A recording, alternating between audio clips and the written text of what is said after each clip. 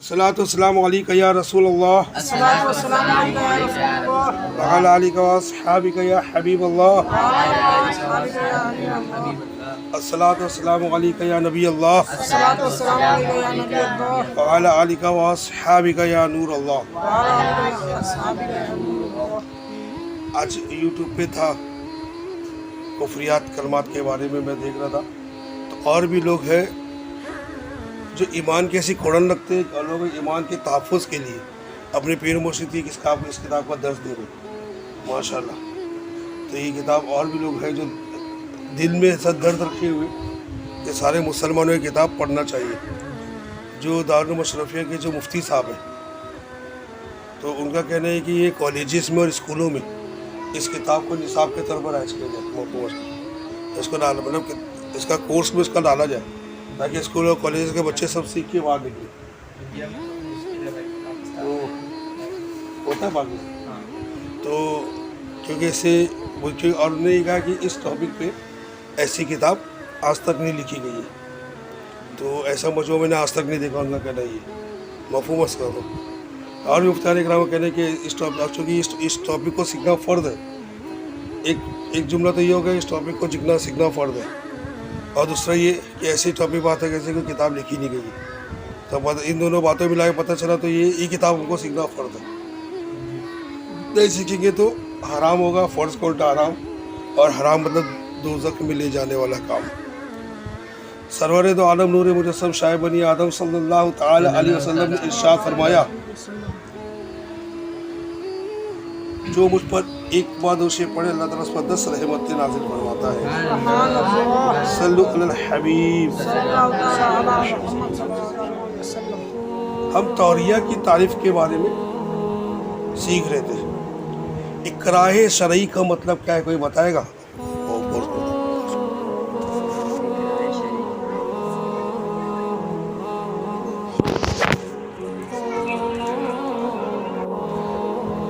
ابھی آپ نے جو پچھلے دنوں میں بارہ شیط کے جزیہ جو بتائے اس کا آسان لفظ میں وضاحت سنیے، اور توریہ کا آسان طریقہ بھی سن لیجیے۔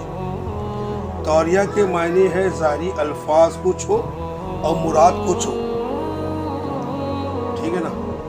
تو یہ صرف اسلام کے فائدے کے لیے، جان بچانے کے لیے جائز ہے، اسلام کے فائدے کے لیے۔ ایسے ہم اگر کریں گے تو دھوکہ دینے میں شمار ہوگا، اس لیے اجازت نہیں ہے اپنے کو۔ یہ توریہ کی اجازت صرف اور صرف دین کے فائدے کے لیے کر سکتے ہیں، یعنی کہ ہماری مراد کچھ اور ہے اور الفاظ توریہ کے معنی کچھ اور ظاہر ہو رہے ہیں، ٹھیک ہے نا؟ مثلاً کسی نے کہا کھانا کھا لیجئے،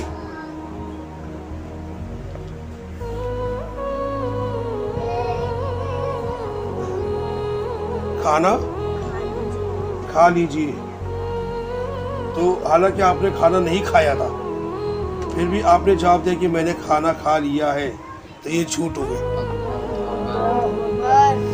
اگر یہ جواب دیتے وقت دل میں نیت تھی کہ میں نے کل کھانا کھا لیا تھا، تو یہ توریہ ہوا۔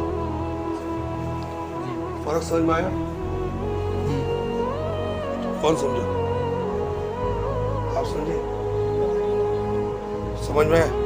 اگر نہیں سمجھ میں آیا تو پوچھنے کا، میرے ڈنڈا آپ نے دے میرے کو پوچھو، پھر وہ نہیں سمجھ میں آیا ڈنڈا چاہیے میرے کو شکایت ان لوگوں سے جس کو نہیں سمجھ میں آیا اور نہیں پوچھے۔ سمجھ میں آئی نا بات؟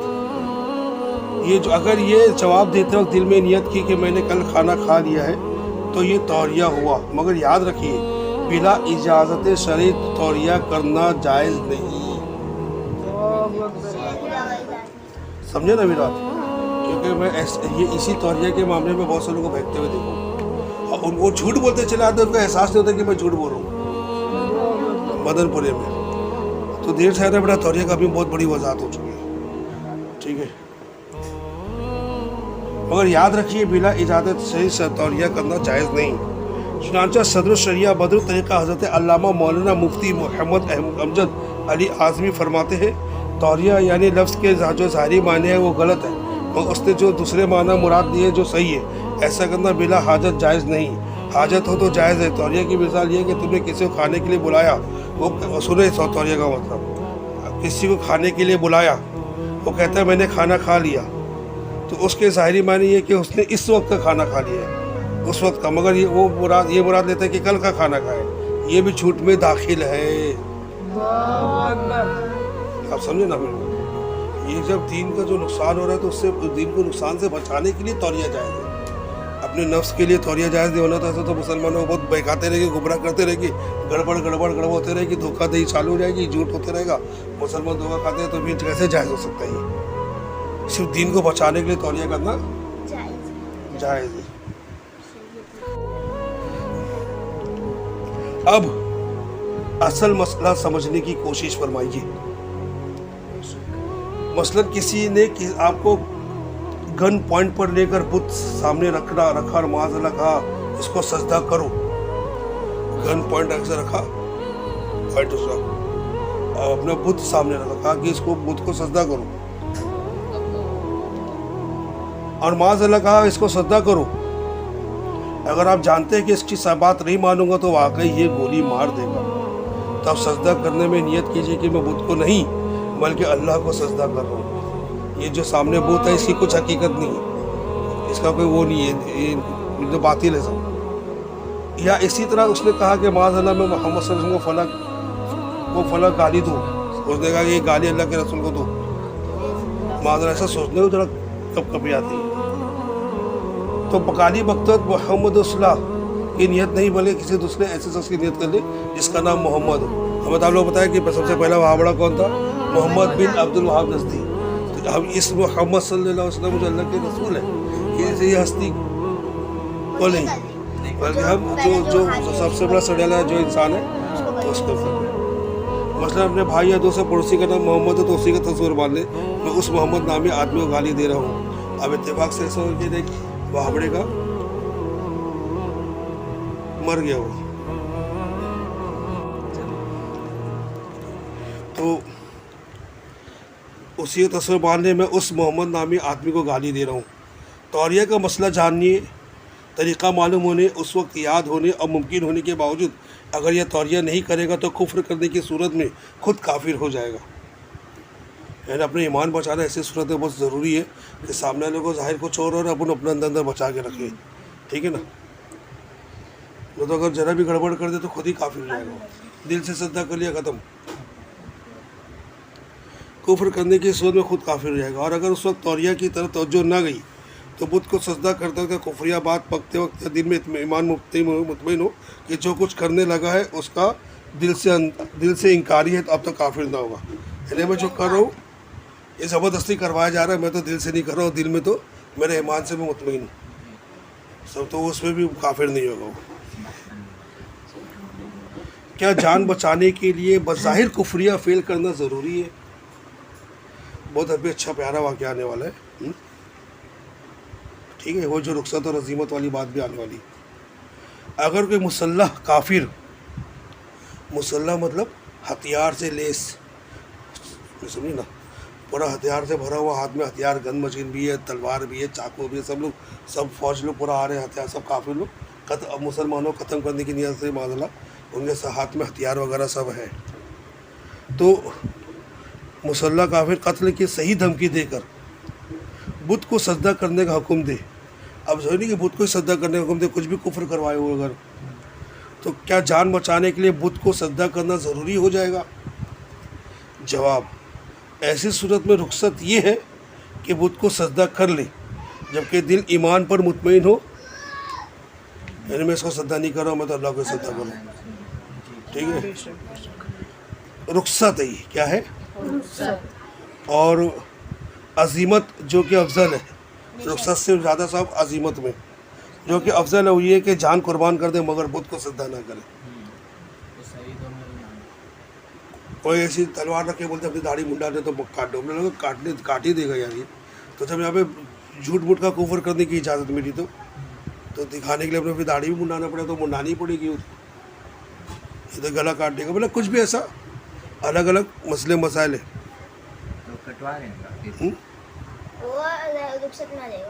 عظیمت ہے کہ نہیں کٹوائے؟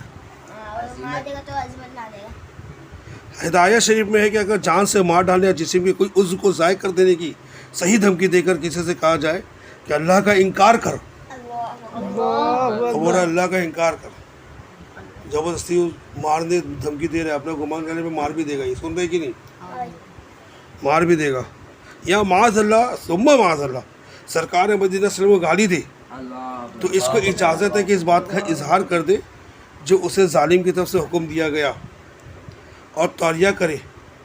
بس اگر اس نے ظالم کے کہنے کے مطابق ظاہر کر دیا یہ اس حال میں کہ اس کا دل ایمان پر جمع ہوا ہو تو اس پر کوئی گناہ نہیں ہے، اس پر کوئی گناہ نہیں۔ لیکن چڑ بڑی لگے گی اپنے کو کہ اپنے سے کوئی زبردستی کوئی کفر کروائے، ہے نا۔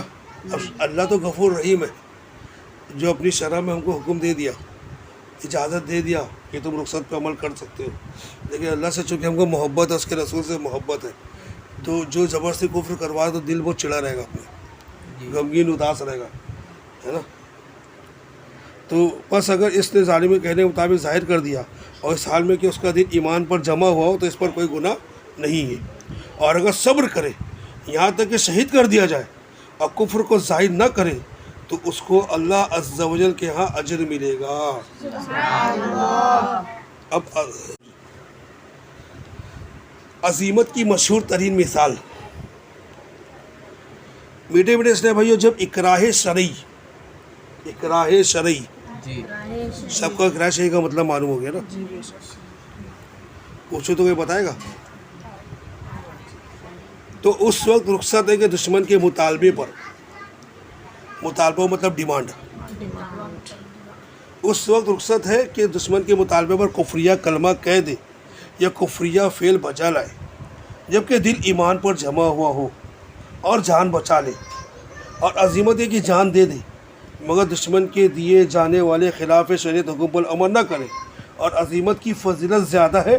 عظیمت کی مشہور ترین مثال کربلا کا دردناک واقعہ ہے جس میں رخصت ہونے کے باوجود وہ چاہتے تو جھوٹ موٹ کا ہاتھ یزید کے ہاتھ میں دیتے، اپنی جان بچا کے واپس آتے ان کے خلاف جو ہی مورچہ سنبھال لیتے، ٹھیک ہے نا۔